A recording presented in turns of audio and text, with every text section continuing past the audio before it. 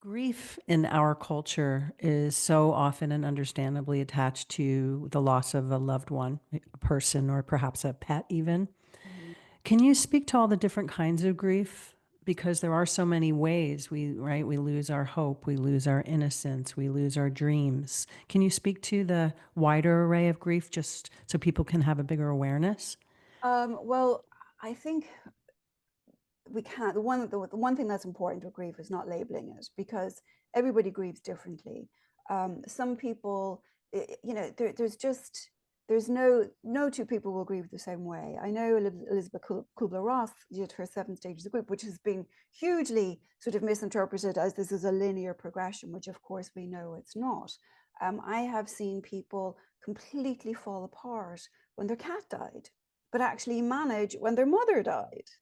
So how we react to grief, I think it's important to just, we never know how a loss is going to impact us until we're in that space.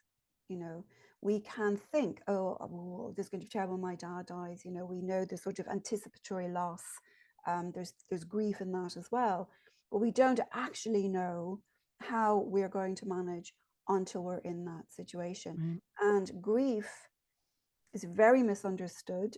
People think, oh, my partner died. People keep saying, oh, well, maybe you'll get remarried. And I'm like, oh my God, like, to leave me some space, leave me there. People are well meaning a lot of the time for people who are grieving, but very rarely know what to say. This is what people feel like they need to take the sadness away, take the things away, and they're always trying to say things, you get to do things to. What it is they're uncomfortable with your grief. And it gets very difficult to find, it's very hard to find people who will just let you grieve. People, A, feel helpless.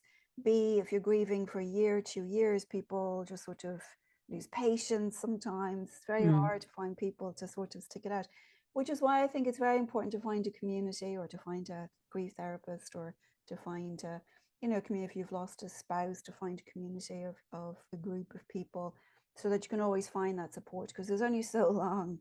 I mean, it's only humanly possible, understandably, for people to be able to be there.